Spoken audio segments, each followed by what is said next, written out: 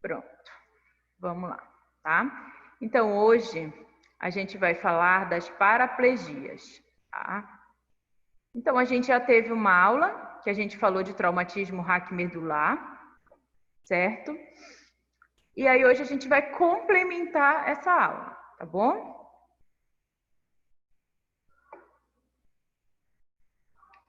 Ok. O que é a paraplegia? A paraplegia, né? Elas são situações clínicas que comprometem os segmentos medulares torácicos abaixo de T1, lombares e sacrais, ok? E com isso o paciente ele tende a perder a funcionalidade de toda a porção inferior do corpo.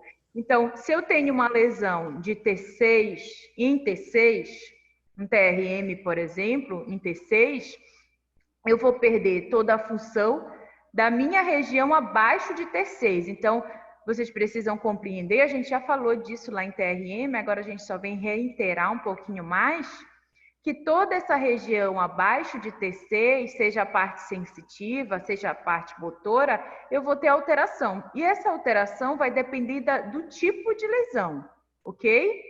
Ah, professora, toda paraplegia ela é por conta de um TRM? Não, tá? Eu vou mostrar para vocês aqui que a gente pode ter paraplegia de N causas, ok? A gente viu do TRM, a gente viu o TRM, o traumatismo raquimedular. Mas agora a gente vai entender um pouquinho das paraplegias, como é que elas funcionam, ok? E quanto mais baixo a lesão, menos funcionalidade eu vou perder, tá? Então, quanto mais alta a lesão, mais sequelas, mais repercussões eu vou ter, mais alterações eu vou ter. Então, uma lesão de T1, ela é igual a uma lesão sacral? Não, tá? Então, tudo isso depende muito também da altura da lesão. A gente sabe que quanto mais alto, né? A gente tem uma outra aula que a gente fala da tetraplegia, e quanto mais alta a lesão, maior o risco de vida, tá? E como é que a gente determina esse nível de lesão? Também a gente já viu, né? Através do exame dos dermátomos, eu mostrei para vocês, a gente tem várias áreas do corpo e os dermátomos, eles estão responsáveis pela parte sensorial, então a gente vai lá e faz o teste. Lembra na nossa aula prática que eu mostrei para vocês lá? A gente tem um martelinho, tá? E a gente pode estar testando esses pontos chaves. E a gente também tem os músculos chaves, que a gente pode chamar também de miótomos, tá? Todos esses dois, eles vão determinar o meu nível de lesão, ok? Quando a gente fala da etiologia, a gente está falando da causa. Então, eu acabei de falar para vocês. Ah, professora, a gente só tem causas traumáticas, que são os TRMs, os traumatismos raquimedular. Não são somente as traumáticas. A gente tem as lesões não traumáticas também. Como causas traumáticas, a gente tem as fraturas e luxações, né? Mostrei para vocês as várias fraturas. A gente tem fratura por hiperflexão, por hiperextensão, por tração e por compressão. Lembra? Falei para vocês, tá? Esses são os mecanismos primários da fratura, ok? A gente tem ferimentos por arma de fogo também, e a gente também tem ferimentos por arma branca. Todas essas lesões traumáticas podem lesionar a minha coluna e, como consequência, lesionar a minha medula. Mas a gente também tem as lesões não traumáticas. A gente tem os tumores extradurais e intradurais. Extradurais, eles estão fora da medula, e intradurais, eles estão dentro da medula, dentro da cavidade medular. A gente tem algumas causas infecciosas. Um exemplo é a mielite, a gente falou da mielite, tá? A gente tem doenças desmielinizantes, que também podem me causar paraplegias, tá bom? A gente está falando aqui das etiologias das paraplegias, tá? Ok? A gente tem causas vasculares, né? Problemas de irrigação sanguínea, que me causa morte celular. A gente tem causas degenerativas, aqui a gente pode ter como principal consequência a espondilolistese, tá? Que é a queda de uma vértebra sobre a outra. A gente tem as malformações congênitas, né? A gente falou da siringomielia, tá? Quistos da medula. A gente tem as intoxicações exógenas, certo? Entre outras causas. A gente tem hérnia de disco, enfim, tá? Então, a gente tem tanto as causas traumáticas quanto as causas não traumáticas. Então, nem sempre que a gente pensa, o paciente é paraplégico. O que foi? Um TRM? Nem sempre, né? Depende. Pode ser um tumor, pode ser alguma doença infecciosa, uma mielite, ok? Então, nem sempre é traumática. E como é que ele vai se manifestar? Como esse paciente ele se manifesta? Esse paciente que tem paraplegia. Ela pode se manifestar de forma espártica, tá? A gente viu também na aula passada, alguns alunos viram comigo, tá? As questões das formas espárticas. Geralmente o paciente ele tem hipertonia muscular. Lembra, eu mostrei para vocês como a gente pode avaliar o tônus muscular, ok? Nas formas espárticas, a gente tem comprometimento de neurônio motor superior. Se eu tenho comprometimento de neurônio motor superior, o meu reflexo de Babinski, ele é positivo. Lembra? Porque eu falei para vocês do reflexo de Babinski, ele é um reflexo patológico no adulto, tá? Então, se eu tenho paciente com uma paraplegia espártica, o meu comprometimento é de neurônio motor superior. Se eu fizer o teste de Babinski, ele vai dar positivo.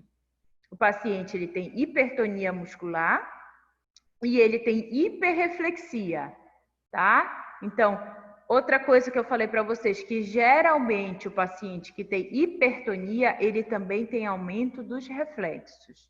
Lembra lá dos reflexos que vocês fizeram? Estilo radial, bicipital, tricipital. Então, nesse paciente, ele é exacerbado, o paciente que tem hiperreflexia. E alguns podem ter o clonus também, tá? Então, o clonus seria eu percuti, tá? Deixa eu só ver se está aparecendo aqui, gente. Ok. Eu percuti aqui o tendão do bíceps com martelinho neurológico, tá? Então, percuti lá. O normal é que eu tenha uma reação assim, né? Ou não, ou só perceba uma contração do meu bíceps, ok? Ou tenho uma pequena reação. Se eu tiver uma reação muito aumentada, eu digo que eu tenho uma hiperreflexia. E se eu tiver uma reação aumentada e ainda continuar oscilando, flexão, extensão de cotovelo, é o que a gente chama de clonus, tá? Isso é o que a gente chama de clonus. Então, essa é a forma espártica de paraplegia. Mas a gente também tem uma outra forma, que é a forma flácida. Na forma flácida, eu vou ter apenas o comprometimento do neurônio motor inferior. O meu reflexo de Babinski, ele não é positivo, tá, gente? Eu não tenho presença de reflexo de Babinski, apenas quando eu tenho de motoneurônio superior. O meu paciente, ele não vai ter uma hipertonia, ele vai ter uma flacidez muscular, então é aquele tônus flácido, tá? É uma hipotonia. E os reflexos periféricos, eles vão estar diminuídos ou abolidos, que a gente chama de arreflexia, certo? Geralmente são as lesões mais baixas, que estão caracterizadas na síndrome da cauda equina e do cone medular, tá bom? Então, geralmente é nesse tipo de síndrome que a gente observa as formas flácidas. E aí, o meu paciente paraplégico, ele também tem muitas deformidades. Mas é claro que as deformidades deles vão ser maiores quanto maior for o nível da lesão. Então, se eu tenho uma lesão em T1, ele vai ter muito mais deformidade, muito mais alteração do que se eu tiver uma lesão em S1, na região sacra, ok? Então, quanto mais alta a lesão, de novo, mais funcionalidade ele vai perder, mais deformidades ele vai ter, mais alterações ele vai ter. Quanto mais baixa, menos alterações ele vai ter. Menos deformidades também. E aqui a gente tem as deformidades de tronco, tá? Então, quanto mais alta a minha lesão, mais esse meu paciente tem alterações na coluna. Ok? Por quê? Porque essa musculatura que segura a coluna dele, principalmente a torácica, tá, gente? musculatura torácica, os meus músculos não vão ter forças para segurar. Então, eu vou ter muitos desvios de postura. Então, o paciente ele tem muita escoliose, cifoescoliose, hiperlordose. Então, é um paciente que tem muita queixa de alterações posturais, tá? Aqui a gente pode observar uma hipercifose, paciente com hiperlordose. Esse daqui seria o normal, tá? E aqui um paciente com escoliose, tá bom? Na maioria das vezes, a gente tem, ó, escoliose em S, que a coluna ela tenta compensar. E aí a gente também vai ter deformidades no quadril. Quando eu tenho a flácida, o meu quadril ele se mantém em flexão, abdução e rotação externa, tá? Então ele fica em flexão, abdução e roda para fora, rotação externa. Essa daqui é na flácida. Quando eu tenho a espástica ou a hipertônica, eu tenho flexão, o quadril ele roda para dentro, tá? Em rotação interna e adução, ok? Então é o contrário. Mas sempre eu vou ter um quadril fletido, tá? O que vai mudar é que na flácida eu tenho ele em abdução e rotação externa, para fora, e na espástica, para dentro, adução e rotação interna. Pode ocorrer no meu paciente também uma subluxação ou luxação de quadril. O que seria isso? É quando eu tenho um deslocamento, tá? Da minha cabeça do fêmur e do meu encaixe, ok? No acetábulo, tá? Ó, aqui a gente observa na imagem, olha aqui, o certo é que eles fiquem conectadinhos. Quando eu tenho uma luxação ou subluxação, eu não tenho esse encaixe perfeito, tá? Ele se desloca do acetábulo. Aqui a gente observa um exame de imagem, tá? Olha como ele fica. Como é que a gente observa no nosso paciente? Quando a gente vê assim, que a gente não vai ver o exame, né? De repente, meu paciente não tem um exame para que eu possa estar vendo aqui essa luxação. Como é que eu posso observar? Uma perna, a perna luxada, ela geralmente é menor do que a outra perna. Tá? Então, quando a gente vai fazer o exame físico, a gente tenta colocar as duas pernas próximas e a gente observa que a perna luxada, ela sempre vai ser menor do que o outro lado. E os joelhos? Os joelhos, eles geralmente vão estar ou em flexão ou em extensão. A gente vai entender um pouquinho mais lá na frente por que disso, tá? Opa, ninguém quer falar?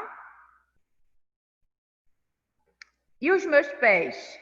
Como é que os meus pés podem se comportar do meu paciente que tem paraplegia? O meu pé, ele pode estar um pé equino, tá? Esse tipo de pé aqui, ok? O normal do pé é que ele faça isso, e no pé equino a gente tem isso, tá? Ou ele pode se apresentar em varo ou valgo. Pode ser somente o calcanhar, como a gente está vendo aqui na imagem, tá? Então, aqui eu tenho o calcanhar valgo, tá? Então, aqui a gente tem uma linha e a gente tem um afastamento da região do calcânio, tá? É o que a gente chama de valgo. Aqui eu tenho a linha média e quando eu tenho uma aproximação do calcânio, a gente chama de varo, tá? Mas eu também posso ter as deformidades de pé em valgo e em vauro. É quando o pé todinho roda para dentro, a gente tem o que a gente chama de valgo. Quando ele roda todo para fora, a gente chama de varo.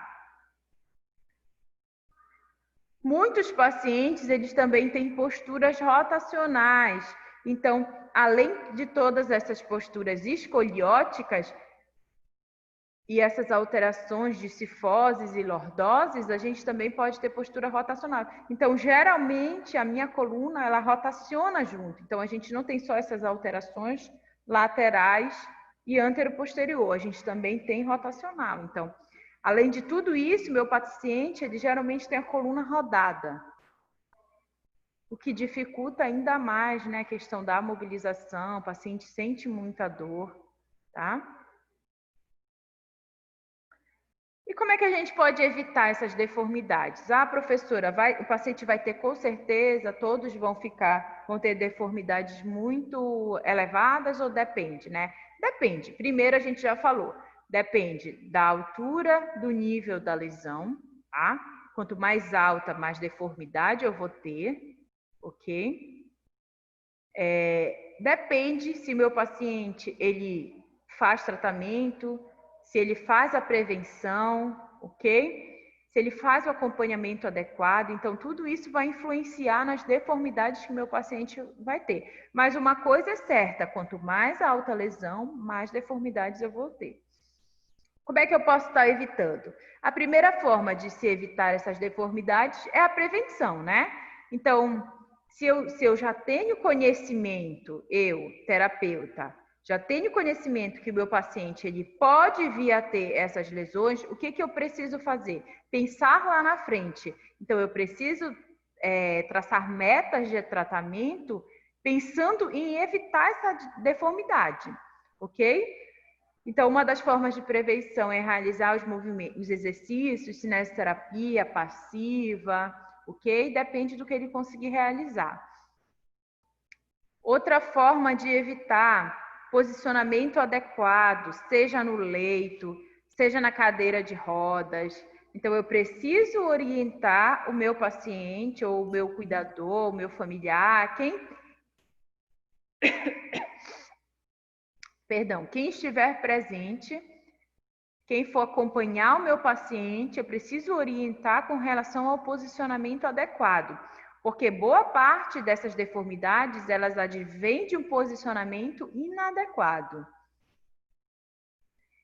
A questão dos exercícios passivos, né? Iniciar o mais precocemente possível.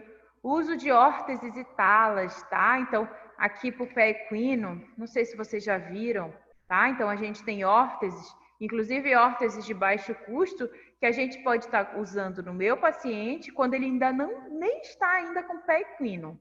Quando ele começa a iniciar a formação desse pé equino, a gente já pode se antecipar, tá?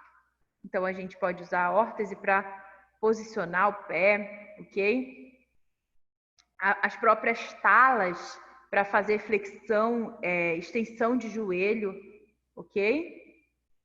E o uso da cadeira de rodas, né? Ela precisa ser prescrita de forma adequada para que ela não venha de forma errada e meu paciente ele se posicione de forma errada, tá? Então, tudo isso é muito importante. Além disso, tem um outro fator que vai influenciar também na questão funcional do meu paciente, no prognóstico, se ele vai ter um prognóstico bom ou não, tá? Então, a gente já viu, esse daqui a gente vai passar mais rapidinho, porque a gente já viu, são as síndromes clínicas, tá? Então, tudo vai depender da característica da lesão e do tipo de síndrome que ela vai me formar. Então, eu tenho cauda equina e cone medular. Esses daqui são as mais brandas, são lesões de níveis mais baixos, que eu tenho comprometimento mais de raiz nervosa, tá, gente? E aí a gente tem a síndrome medular anterior, tá? Então, a gente pensa numa medula e a gente pensa nas lesões mais anteriores da medula. E quando a gente pensa numa lesão mais anterior, a gente já tem um envolvimento mais motor do que sensitivo, tá? Quando a gente pensa na medular posterior, a gente já pensa em lesões mais posteriores e a gente já vai ter alterações mais sensitivas do que motoras, tá? Então, tudo isso vai influenciar no meu paciente, tudo isso vai influenciar no meu tratamento, vai influenciar no meu prognóstico, vai influenciar no meu ganho de funcionalidade ou não. A gente tem a transversa, né? A transversa, ela é a total, tá? Então, na transversa, geralmente o paciente ele perde tudo abaixo do nível da lesão. A gente tem a de Brown-Séquard, tá? Que ela ocorre só em um lado da medula. Ela está muito associado a tumores, pode ser por lesões de arma de fogo, lesões por arma branca, tá? Mas a gente também tem a questão dos tumores. A gente tem a centromedular, tá? Que a gente tem mais repercussões mais em nível superior do que em nível inferior. Então, tudo isso vai influenciar no prognóstico do meu paciente, tá bom? Então, nível da lesão, que tipo de síndrome eu vou ter, que tipo de lesão, né? Se ela é completa, se ela é parcial. Se ela é parcial, de que tipo ela é? Ela é anterior, ela é posterior, ela é centromedular, ela é de Brown-Séquard, ok? Então, tudo isso vai influenciar. E aí eu vou ter algumas complicações associadas à paraplegia. Tá?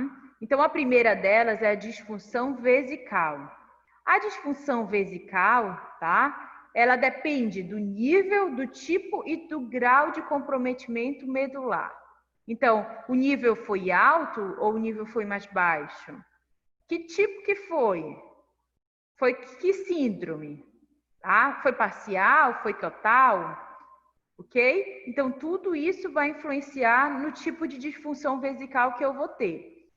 A evolução clínica da função vesical ela é diversa. Por que ela é diversa? Porque ela é dependente, ela depende do nível, do tipo, do grau. Então, eu não tenho assim um padrão. Não tenho assim, esse paciente é paraplégico, ele vai ter esse tipo de disfunção vesical. Tá? Então, ele vai ter uma bexiga hiperativa. Ok? Não, isso depende do nível de lesão, tá? A gente vai tratar a manifestação clínica, o que esse paciente ele apresenta. Bom, em alguns casos é realizado o estudo urodinâmico. Como que funciona esse estudo urodinâmico? O médico vai lá e solicita o exame, é colocado na uretra do paciente uma sonda, e no final dessa sonda tem como se fosse um videozinho, tá? Esse videozinho ele vai passar todos os traçados, né? Ritmo, pressão. É como se fosse um eletrocardiograma, né? Como se fosse, não é, tá, gente? Como se fosse um eletrocardiograma da bexiga, tá bom? Então aí a gente vai poder compreender melhor como que está funcionando essa questão da disfunção vesical no meu paciente, ok? O que de relato, o que eu já observei?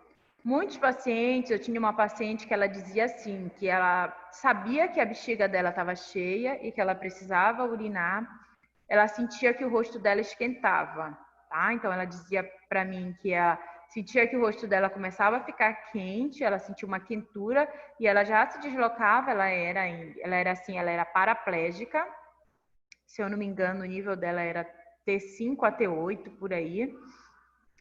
E ela se deslocava para o banheiro, ela mesma conseguia se transferir da cadeira de rodas para o vaso, e ela mesma já fazia o esvaziamento, tá? Mas a gente tem uma aula prática que a gente aprende algumas técnicas de esvaziamento que a gente pode estar orientando e ensinando o nosso paciente a fazer, tá bom? A gente já vai ver melhor isso lá na nossa aula prática, tá? Algumas massagens, ok? Além da disfunção vesical, a gente pode ter uma disfunção intestinal. Como que vai funcionar essa disfunção intestinal? Eu vou ter uma alteração do ritmo intestinal. Então, meu paciente, geralmente ele vai ter uma prisão de ventre. Esse ritmo intestinal, ele não vai funcionar de forma adequada, tá? E como é que a gente instrui esse tratamento? Orienta o paciente que ele precisa realmente evacuar na posição sentada, que é uma posição favorável à evacuação. Ensina a massagem abdominal, a gente faz, né? No começo a gente orienta, a gente faz tratamento, ensina ele a fazer a massagem, sempre no sentido horário, tá? Isso aqui também a gente também vai aprender na nossa aula prática. A gente orienta a questão da ingestão hídrica, que é beber bastante água, beber bastante líquido no geral, e uma dieta rica em fibras, tá? Então, se possível, ele fazer um acompanhamento nutricional para ver se com essa combinação, né, a alimentação mais massagem, a gente tem realmente uma melhora nesse ritmo intestinal. A gente pode ter também como complicação a disfunção sexual, tá? O desejo sexual no meu paciente, ele está preservado, tá? Então, eu não tenho alterações de desejo sexual, ok? E como é que acontece em homens e mulheres? Como é que funciona? Nos homens, o que pode acontecer, né? Claro que tudo isso vai depender do nível da lesão, tá, gente? Como eu falei para vocês, quanto mais alta, mais mais alteração ele vai ter. Quanto mais baixa, menos alteração, tá?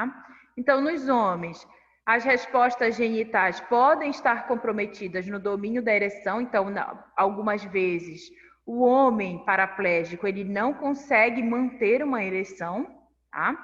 E também na ejaculação e na quantidade de sêmen. Na mulher, o que vai ocorrer? A mulher acaba perdendo um pouco da questão da lubrificação vaginal, mas o desejo sexual em ambos se mantém preservado, tá? Então, no paciente paraplégico, a gente tem esse tipo de disfunção sexual, tá bom? Além disso, a gente pode ter úlceras por compressão ou úlceras por pressão. Por que essas úlceras elas acontecem? Porque o paciente ele começa a ter uma carga externa muito grande, principalmente nas proeminências ósseas, e aí ele já vai ter uma alteração de sensibilidade. Lembra que a gente tem alteração de sensibilidade e alteração motora, tá, gente? Ah, mas sempre a gente tem alteração de sensibilidade? Não, né? Vai depender lá da nossa síndrome, tá? A gente sabe que se for da parte posterior, eu vou ter muito mais alteração de sensibilidade do que se eu tiver uma síndrome medular anterior, tá bom? Vamos voltar lá, tá? Então, se eu já tenho um paciente que tem uma carga, né? Vamos pensar no paciente cadeirante, tá? Então, ele passa a maior parte do tempo sentado na cadeira de rodas, ok? Ele não movimenta o membro inferior e ele também tem alteração de sensibilidade. Então, vamos pensar no paciente que teve uma lesão de T8, tá?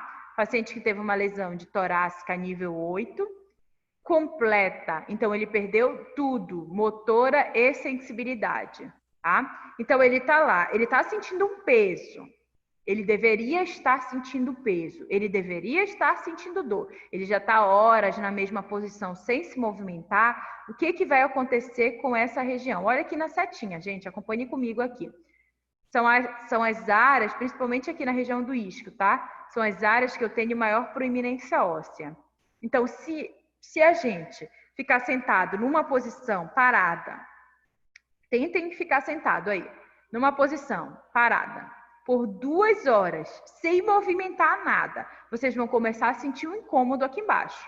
E esse incômodo vai fazer com que vocês se movimentem, nem que seja só um pouquinho, nem que seja só, ó, tirei só o meu bumbum aqui da cadeira, nem que seja só para fazer isso. No momento que eu tiro só o meu bumbum da cadeira, eu já estou liberando a circulação sanguínea no local. Mas se eu fico nessa mesma posição, sem me movimentar por horas, essa região ela começa a ter diminuição da circulação. Se eu tenho diminuição da circulação, eu tenho morte celular, eu tenho necrose. Essa região ela começa a ir morrendo, tá?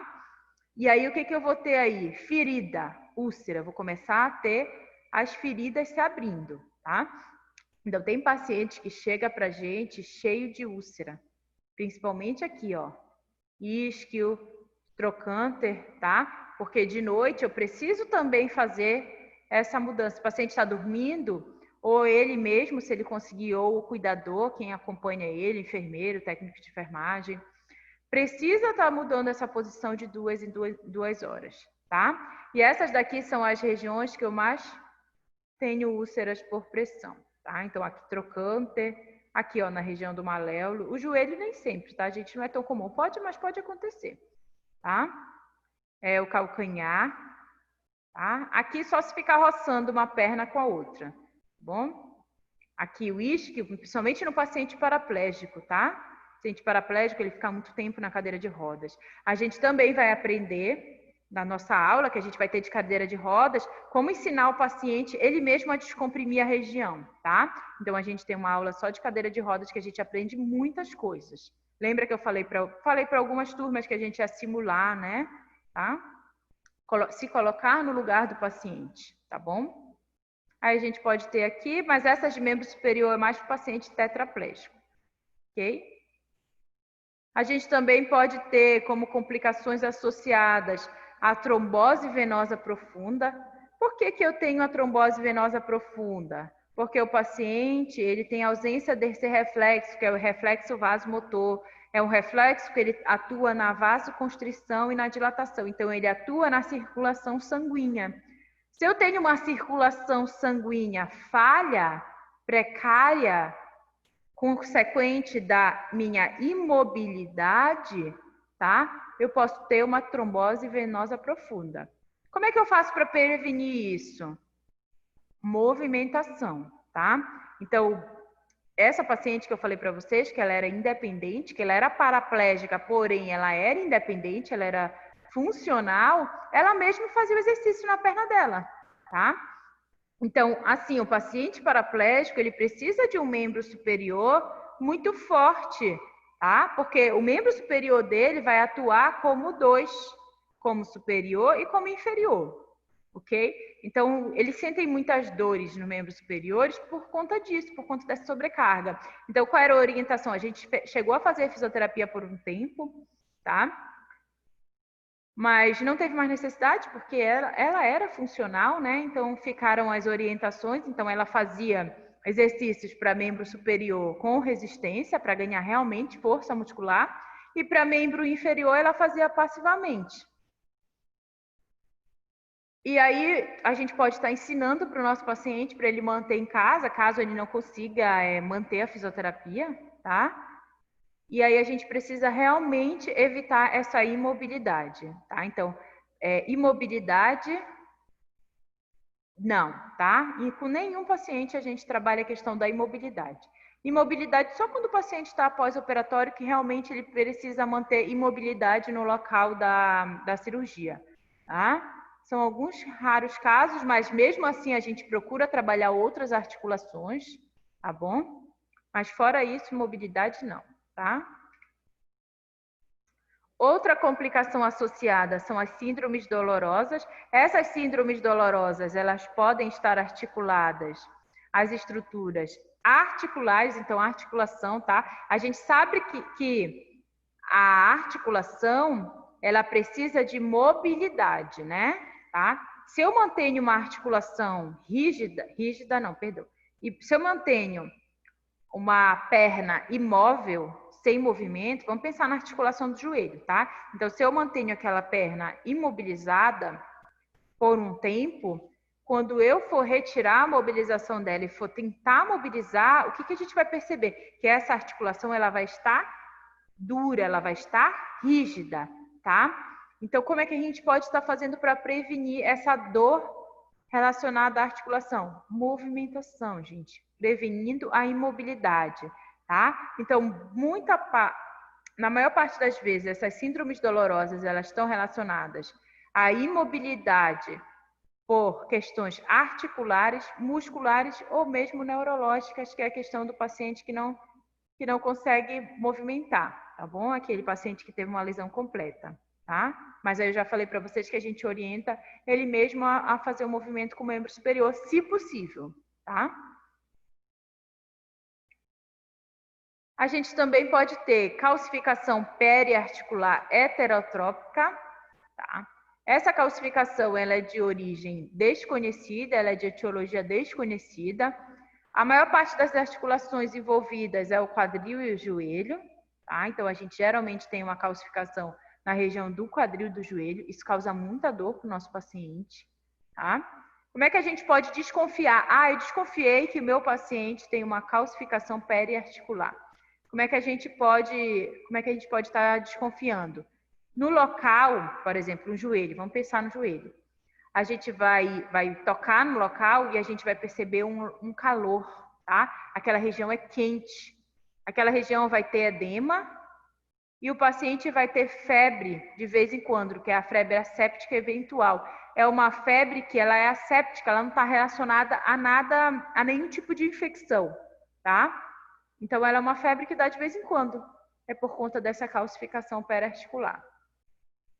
O paciente ele pode ter bloqueio da articulação em flexão ou extensão. Então, quando o paciente ele tem essa calcificação, vamos pensar no joelho, né? Eu posso ter um joelho bloqueado para flexão ou um joelho bloqueado para extensão, que eu não consigo mobilizar, tá bom? Esse daqui é só para mostrar para vocês, tá? Gente, mas essa daqui é a região do cotovelo, tá bom? mas é só para vocês verem como é que ela se apresenta aqui, ó, tá? Essa região de calcificação periarticular, tá bom? Ok? A gente vê aqui, ó, parece que é um só, né? Tá? Que a gente observa aqui que é um só osso. Esse material eu tiro do livro Condutas Práticas em Fisioterapia Neurológica, tá bom? Então, esses materiais complementares voltados para a fisioterapia, eu tiro todos desse livro aqui, tá? E aí a gente termina a nossa aula de paraplegia, tá bom? Deixa eu só parar a gravação para a gente conversar um pouquinho.